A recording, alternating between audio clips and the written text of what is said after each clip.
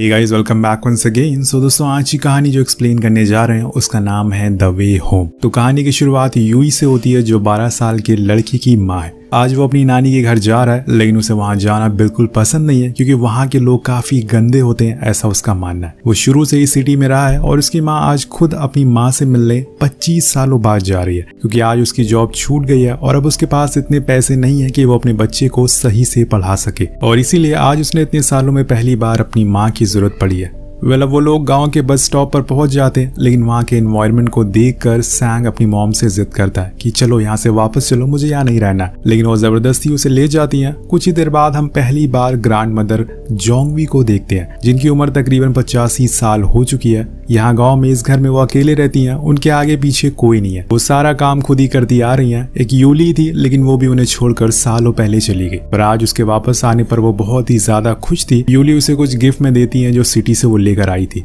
उन्होंने पहली बार अपने पोते को भी देखा था, लेकिन सैंग उन्हें बहुत ही रूडली बात करता है, उनसे बिहेव करता है और अपनी मॉम से कहता है कि वो बहुत गंदी है, मुझे इनसे दूर रखो। ये सब वो सुन रही थी, लेकिन वो कुछ भी उसे नहीं कहती। इसके बाद यूली उन्हें बताती है कि मेरी जॉब छूट गई है और मेरा डिवोर्स भी हो गया, इसलिए कुछ दिनों के लिए मैं सैंग को आपके पास छोड़कर जा रही हूँ। कुछ दिनों के बाद मैं लौट आऊंगी। अब ये बोल के वहां से चली जाती है। सैंग वो बहुत रोता और कहता है कि उसे यहाँ पर नहीं रहना, लेकिन उसकी मॉम फिर भी चली जाती है। अब यहाँ से आने वाले हैं कुछ ऐसे सीन जो शायद आपकी आंखों को नम कर देंगे। अब यहाँ नानी सैंग को इशारों में खाने के लिए पूछती है क्योंकि वो बोल नहीं सकती और उन्हें अब बहुत ही कम दिखाई भी देता है, लेकिन सैंग उनका मजाक बनाता है और वापस घर आ जाता है, जहाँ पर वो अपने वीडियो गेम्स को खेलने लगता है और रात में वही खाना खाकर सो जाता है जो उसकी मॉम लाई थी। अब आधी रात को वो सैंग को पॉटी लगती है तो वो करने के लिए जाता है, लेकिन नानी उसके पास ही बैठी रहती है क्योंकि उन्हें उसकी फिक्र थी कहीं उसे डर न लग जाए। अगले दिन हम नानी को देखते हैं जो अपने कंधों पर बाल्टी टांग कर पानी भरने के लिए जा रही थी। वो पहले ही झुक कर चलती थी, लेकिन फिर भी मेहनत कर रही है। तभी बीच में उन्हें एक गांव का लड़का मिलता है जो सैंग की ही उम्र का था। वो सैंग के पास आकर बैठ जाता है और उससे कहता है कि अगर तुम्हें मेरे साथ खेलना है तो तुम बता देना, लेकिन सैंग उसे धक्का दे देता और वहां से जाने को कहता है। वो उसके डॉग को भी लात मार देता है तो वो लड़का बिना कुछ बोले वहां से चला जाता है। सैंग को शहर में रहने का घमंड हो गया था, यहाँ के लोगों को वो अपने से नीचा समझने लगा था। जिसके बाद सैंग पूरे दिन अकेले खेलता रहता है क्योंकि उसे यहाँ किसी के साथ रहना पसंद नहीं था। अब घर आने पर वो अपने खिलौने के साथ खेलता है और ऐसे ही सो जाता है। तब नानी भी उसके खिलौनों के साथ खेलना शुरू कर देती है क्योंकि उन्होंने ऐसा कुछ पहली बार देखा था, जिसे देखकर उसके अंदर भी बचपना जाग जाता है। अब वो सैंग को वो सारी साफ सफाई करती हैं, उसके कपड़े धुलती हैं, उसे नहलाती धुलाती हैं, लेकिन सैंग वो उन पर भी बुरा भला कहता है, लेकिन वो उसकी बातों को दिल पर नहीं लेती और सो जाती है। अगले दिन फिर से वैसे निकल जाता है।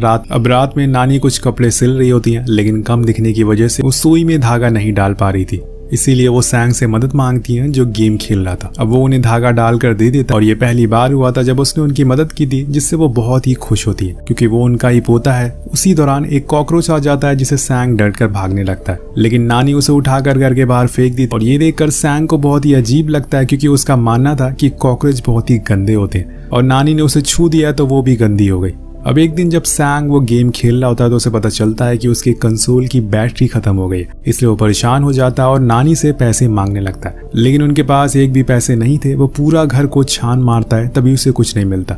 इसी चक्कर में वो गुस्से में आकर नानी का वो स्पेशल पॉट भी तोड़ देता है जो उन्होंने सालों से संभाल कर रखा था, पर आज वो सैंग ने तोड़ दिया। लेकिन यहाँ तक वो नहीं रुकता, वो उनके सिले हुए जूतों को कबाड़ में फेंक देता है, जिसकी वजह से उन्हें पैदल ही पहाड़ों पर चल कर जाना पड़ता है पानी लेने के लिए।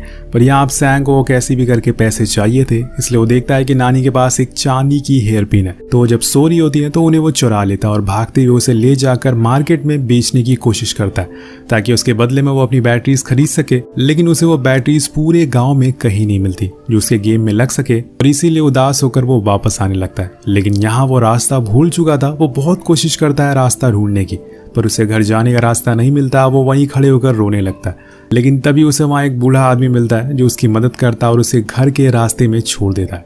यहाँ दूसरी ओर नानी जब सोकर उठती है तो देखती है कि उनकी हेयर पिन गायब है। वो उसे बहुत ढूंढती है, लेकिन वो कहीं नहीं मिलती, इसलिए वो एक पेड़ की झाड़ लगा लेती है और उसे काम चलाती है। इसके बाद वो सैंग को भी ढूंढती है, लेकिन वो भी कहीं दिखाई नहीं देता, तो वो फौरन बाहर जाती हैं तो देखती हैं कि वो दूसरी ओर से सैंग आ रहा है। अब वो उससे कुछ कह तो नहीं पाती, लेकिन उनके दिल में सैंग के लिए बहुत प्यार है और वो जाहिर नहीं कर पाती क्योंकि वो बोल नहीं सकती। वही सैंग वो उनके पीछे पीछे चुपचाप चलता रहता है। अब इतनी दूर जाने के बावजूद भी सैंग को बैटरीज नहीं मिली थी, जिस वजह से वो गुस्से में ही सो जाता है। लेकिन नानी को याद था कि उसने सुबह से कुछ खाया नहीं है, इसलिए वो उसके सर पर हाथ रखकर इशारे से कहता कि बेटा तुमने कुछ खाया है। वो उसे चिल्लाते हुए कहता है कि मुझे जो खाना है वो आप नहीं बना सकती। तो वो इशारों में कहती हैं कि तुम्हें कौन सी चीज खानी है तो मुझे बताओ। तो सैंग उन्हें चिकन की फोटो दिखाता है। अब उनके पास इतने पैसे नहीं थे कि वो चिकन खरीद सके, लेकिन अपने पोते के लिए वो अपनी पड़ोसी से पैसे उधार मांगती है और फिर उसे लेकर वही बनाती है जो उसे पसंद है। लेकिन सैंग वो भी नहीं खाता क्योंकि वो असल में बॉइल्ड था और उसे फ्राइड चिकन खाना था, इसलिए वो खाने को लात मारकर बाहर चला जाता है। लेकिन बहुत देर होने के बाद आखिर में उसे खा लेता है क्योंकि उसे भूख लगी थी। अब कई दिन बीत गए थे लेकिन अभी तक यूली का कोई आता पता नहीं था, वो अभी तक लौटी नहीं थी। इधर एक दिन नानी की तबीयत बहुत खराब हो जाती है, वो ठंड के मारे कांप रही थी।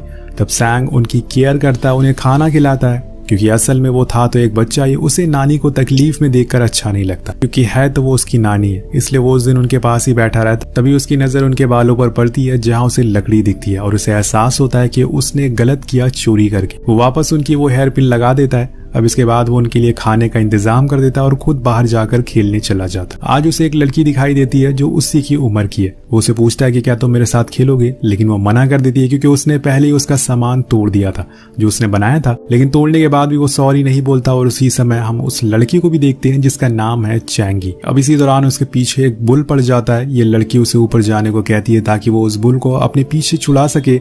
ये देखकर सैंग कहता है कि क्या वो तुम्हारा बॉयफ्रेंड है, पर लड़की कुछ जवाब नहीं देती तो वो घर वापस आ जाता। इसके बाद एक दिन नानी और सैंग वो कुछ पंपकिन्स लेकर सिटी जाने वाले होते हैं क्योंकि वहां उन्हें वो सेल करना था। इसलिए दोनों बस स्टॉप पर आ जाते हैं और फिर वहां से वो सिटी में घूमने लगते हैं। लेकिन सैंग यहाँ उनकी कोई मदद नहीं करता, सब कुछ उन्हें ही उठाना पड़ता है, यहाँ तक कि वो उन्हें अकेले छोड़कर चला जाता है। अब मार्केट में उसे एक जूते की शॉप दिखती है जहां उसे एक जूता बहुत पसंद आता है, लेकिन उसके पास पैसे नहीं थे कि वो उसे खरीद सके। तो वो वापस नानी के पास आ जाता है जहां वो देखता है कि उसके पंपकिन कोई खरीद नहीं रहा है और ये देखकर उसे बहुत बुरा लगता है। इसके बाद नानी उसे एक रेस्टोरेंट में ले जाती है जहां पर वो उसके सारे पसंदीदा खाने को खिलाती है, लेकिन इसमें उनके सारे पैसे खर्च हो जाते हैं। जब उनके सारे पैसे खर्च हो रहे थे तब उसे एहसास होता है कि उसकी नानी उसे कितना प्यार करती है। इसलिए रास्ते में आते समय उसे एक बैटरी की शॉप भी दिखती है, लेकिन वो अब जिद नहीं करता क्योंकि उनके पास पैसे नहीं है। अब वो लोग बस में चढ़ जाते हैं घर आने के लिए। तभी ड्राइवर नानी से कहता है कि आपको आपकी दोस्त काफी दिनों से ढूंढ रही है, क्यों ना जाके आप उनसे एक बार मिल ले। तो वो जाने लगती है, पर जाते जाते वो सैंग से पूछती है कि तुम कुछ खाओगे,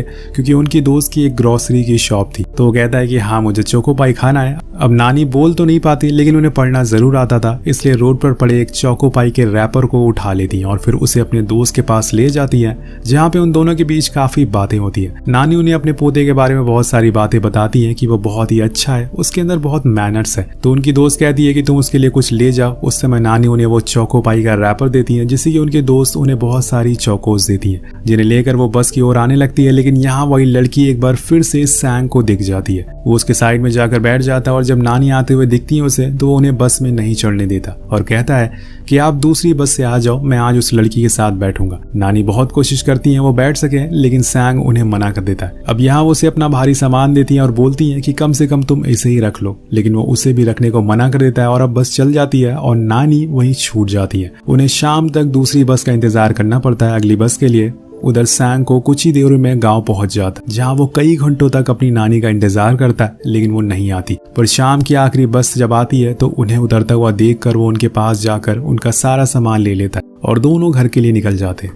अगले दिन सैंग देखता है कि वही लड़की जो उसे उस दिन मिली थी वो उसके पड़ोस वाले लड़के से बात कर रही है, जिसे देखकर उसे थोड़ा जेलसी फील होती है और इसी कारण वो उस लड़के को परेशान करने के लिए झूठ बोल देता है कि देखो तुम्हारे पीछे बुल पड़ गया, जिससे वो भागने लगता है। लेकिन कुछ ही देर बाद असल में बुल उसके पीछे पड़ जाता है, जिससे कि सैंग का ये प्लान फेल हो जाता है और इसी चक्कर में उसका एक खिलौना भी टूट जाता है। अब उस रात फिर से सैंग नानी को आधी रात में जगाता है और उनसे कहता है कि उसे पॉटी करनी है। वो उसे अपने साथ ले जाती हैं, लेकिन बाहर तेज बारिश हो रही थी, इसलिए वो वहां से अंदर आ जाती हैं। लेकिन सैंग उन्हें वहीं बैठने को बोलता है, तो नानी वही बारिश में बैठी रहती हैं जब तक वो पॉटी ना कर ले। नेक्स्ट डे जब सैंग खेल रहा होता है तभी उसे वो लड़का दिखाई देता है जिसको उसे परेशान किया था। उसे देखकर सैंग को लगता है कि आज वो उसे मारेगा, छोड़ेगा नहीं, लेकिन ऐसा कुछ नहीं होता, बल्कि वो कुछ बोले उससे पहले ही सैंग वहां से भाग जाता है। लेकिन तभी बीच में उसे वही लड़की दिख जाती है जो उसे कहती है कि आओ हम लोग साथ में खेलते हैं। लेकिन सैंग को जल्दी घर जाना था इसलिए वो निकल जाता है। पर आज रात वो बहुत ही खुश था क्योंकि उसे अब उस लड़की के साथ खेलने का मौका मिल सकता है। अगले दिन वो सही से तैयार होता है और नानी से अपना हेयर कट करवाता है, लेकिन यहाँ वो उसका मनपसंद हेयर कट नहीं कर पाती, जिससे कि वो चिड़चिड़ा हो जाता है और उन्हीं पे चिल्लाने लगता है क्योंकि इस हेयर कट में वो बहुत ही अजीब लग रहा था। लेकिन उसे कैसे भी करके आज उस लड़की से मिलने ही जाना है, इसलिए वो सर पर एक कपड़ा बांध लेता है। लेकिन तभी नानी उसे कपड़ा ले लेती है क्योंकि उन्हें एक अपने दोस्त के घर जाना था जो बहुत ही बीमार था, और वो साथ में सैंग को भी ले जाती है। अब वहाँ पे कुछ देर बिताने के बाद सैंग उस लड़की से मिलने के लिए निकल जाता है और आज उसने उसका फेवरेट टेडी भी लिया।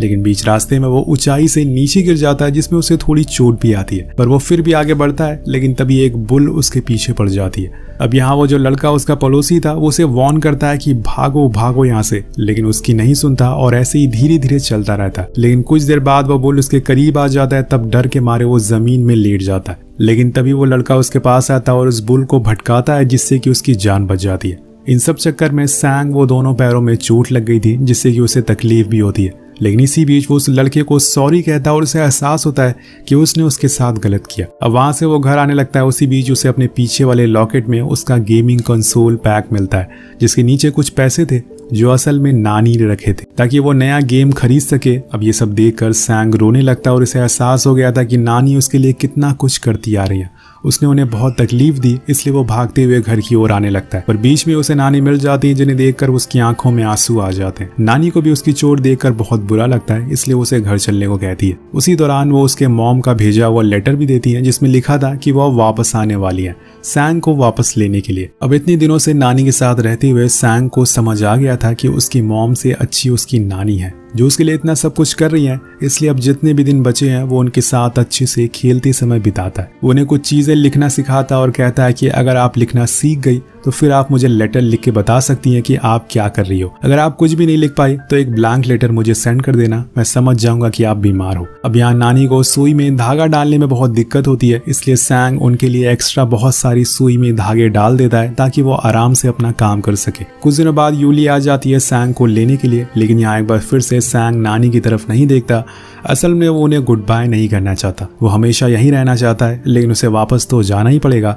इसलिए बस आने पे वो उस पे जाके बैठ जाता है। नानी विंडो पर खटखटाती है, शायद वो उसे कुछ कहना चाहती है, इसलिए वो नीचे उतरता और उन्हें गले से लगा लेता है और फिर उन्हें कुछ पेपर्स देता है। तभी बस का हॉर्न बज जाता है और जाते समय वो नम आंखों से नानी को गुड बाय कहता है। उनसे दूर जाते हुए देखकर वो रोने लगता है। ऐसा लगाव आज तक उसने कभी महसूस नहीं किया। क्या पता शायद आखिरी बार हो जो वो अपनी नानी को देख रहा हो और कभी उनसे मिल ना पाए। अब नानी जब उन पेपर्स को खोलती हैं तो असल में उसमें कुछ सिंबल बनाए हुए थे जो सैंग ने बनाए थे, जैसे कि I am sick, I miss you, I love you, ऐसे बहुत सारे थे। इसलिए सैंग ने उन्हें वो दे दिया ताकि जैसा भी वो फील करे वो उस लेटर के साथ सेंड कर सके। अब यहाँ सैंग चला जाता है और वापस नानी अपने घर लौट जाती है और जैसे पहले जिया करती थी वैसे ही जीना शुरू कर देती है। पता नहीं कब सैंग उनसे दोबारा मिलने के लिए आ पाएगा या फिर उसके आने से पहले नानी इस दुनिया को छोड़ देंगी, ये तो समय ही बताएगा। वेल, आपको ये कहानी कैसी लगी, आपको इस कहानी से क्या सीख मिलती है, ये भी हमें कमेंट करके जरूर बताएगा। वेल, वीडियो पर एम करते हैं 400 कमेंट का, तो एक खूबसूरत कहानी का अंत यही होता है। वेल, मिलते हैं आपसे अगली वीडियो में।